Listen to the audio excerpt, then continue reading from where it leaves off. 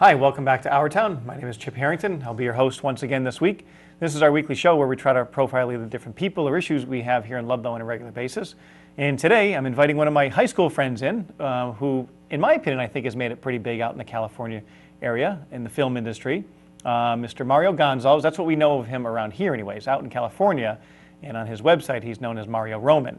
So we're going to find out why he actually changed his name from Goncalves to Roman and see how his parents felt about that.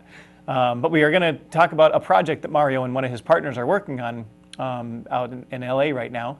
They're pitching a new TV show, I guess you can say, or sitcom even, to the Comedy Channel or one of the channels out there that I guess whoever's going to buy it, that's who they're going to pitch it to, is how it's all going to work. So we have had Mario on several years ago. He had a bit of a reoccurring role on a sitcom which was called The Hughleys.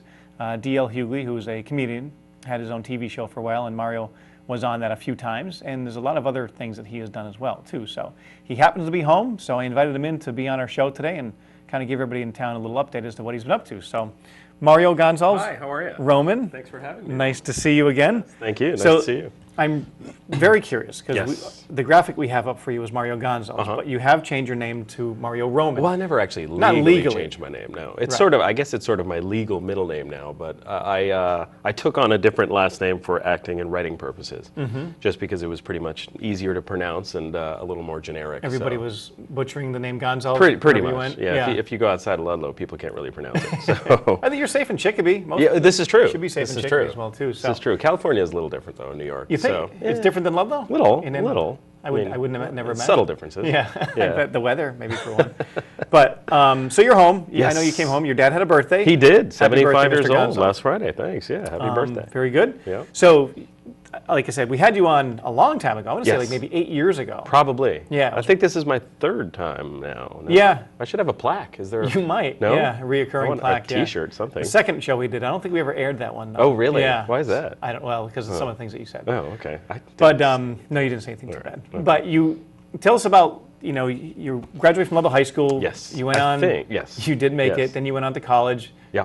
When did you first get this whole acting and stage bug that you have? I suppose.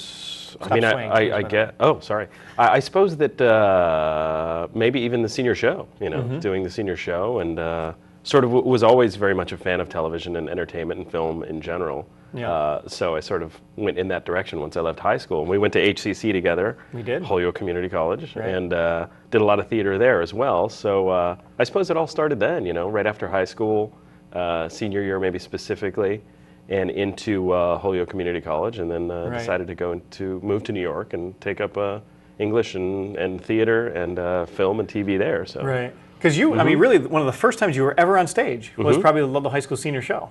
Yeah, I would think so. Really? Yeah, sure. So was really like kind of an epiphany at that moment where you kind of said, geez, I really like this? I always did sort of goofy, shows at home and for people and things like that. But that was pretty much the first time on stage. And yeah, I guess it was. Yeah. It was sort of like, well, let's explore this a little further. And So prior to that, you really had no idea what you wanted to do because. Well, no, I always, I wanted to get into either the arts or I think I wanted to be a cartoonist for a while.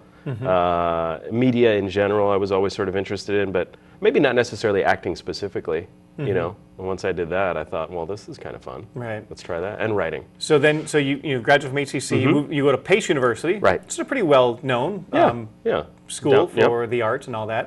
Business as well. It's actually a pretty big business school, but also the arts, yep. Isn't that where Inside the Actor Studio was filmed? Yes, it is actually. It's actually on Pace University campus? Yep. Oh, okay. It's at the ground level. The theater's on the street level of the building that I lived in for 3 years. So, yep. Schimmel Center, it's called. Right. Yep. So obviously you did a lot of Broadway and off-Broadway stuff. Off-Broadway. Off-Broadway stuff, right? Yeah. When you were there. And how did that help you out, like in kind of what you're doing now as far as some of the technical stuff? Well, I guess, doing theater sort of parlayed into doing sketch comedy. I was writing a sketch comedy show, writing and performing in a sketch comedy show with a writing partner back then. And we had a show it was called Reel TV, REEL TV, on Manhattan Cable, Manhattan and Paragon Cable, I believe. So we had a weekly show in New York City, which was kind of cool. And we had to put together, it sort of forced us to come up with new material and write new stuff and and shoot new stuff. We built a sort of a studio at my friend's house in Pennsylvania, and we'd go down there and have shooting trips and stuff. And I would edit the stuff together back then on 2 rudimentary VCRs, and we would air new material pretty much every week. So it was a cable access show. Just much like this one. Yes. Right. Yeah.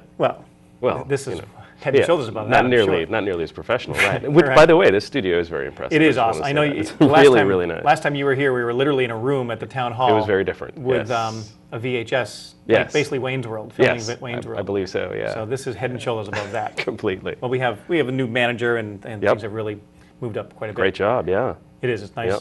Yep. So you decided to go to California. Was Yes. there a point at some point either New York was too cold, or you just realized that New California York was quite cold. The weather did not help. Yeah. No, there's just more work in California. New York's a great city. Love it. Probably one of my favorite cities in the world, really. But there's just more work. There's everything's shot out in California. Certainly some things are shot in New York.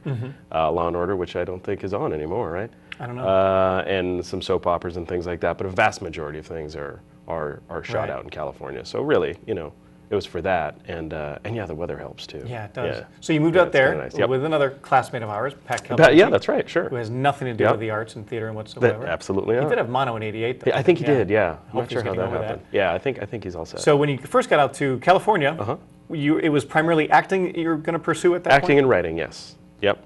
So and then I got into did some of that, still do on occasion, and some voiceover work and things like that.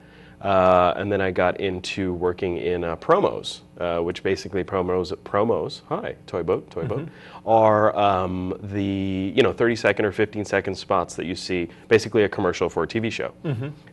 So I was doing that. I was writing and producing promos for a while. And how did you get into that? Like just sort of applied, really. Seriously? Yeah. I did some work for Telemundo and another channel called Teleuno. Being able to speak Portuguese and Spanish sort of got me in the door there.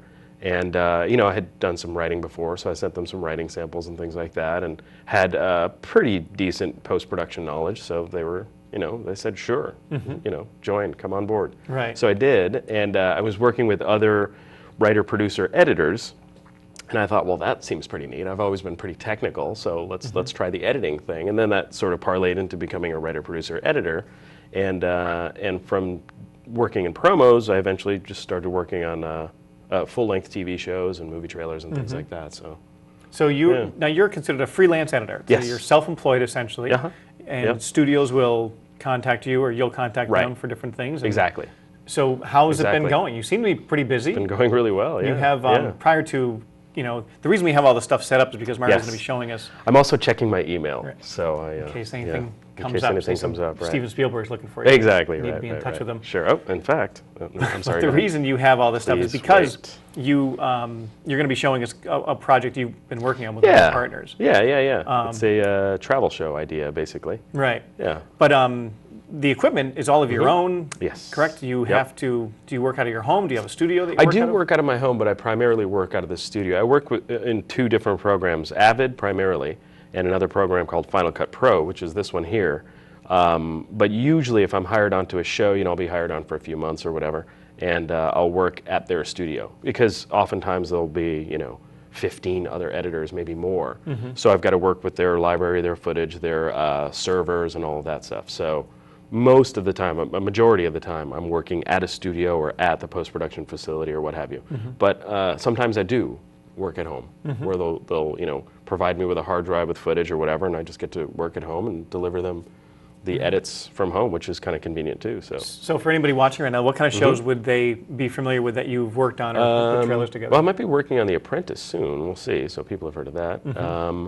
I worked on a food show recently, the Discovery Channel, TLC, sorry, Discovery Studios. It's called The Ultimate Cake Off. I don't know if you've heard of that. Oh, yeah. Have you? Yeah. There's a lot of cake shows now. Cake seems to be Boss, a big deal. Cake Boss, right? He was actually a guest star on one of the episodes, but also worked on a show called Crash Course. That was a 78 camera show. For ABC. That was an intense editing workload. So they had 78 different cameras that as an editor you would need to That is correct. Pick out which one has the best look and make it work. It was a competition show involving 5 vehicles at the beginning of the show, and basically we're putting, sort of in a nutshell, it's a brief explanation, two people inside each car, either a father-son or mother-daughter or whatever, or a married couple. So it was sort of like this relationship-y competition kind of thing. But they're amateurs, not professional, race car drivers at all. And we put them in these situations involved.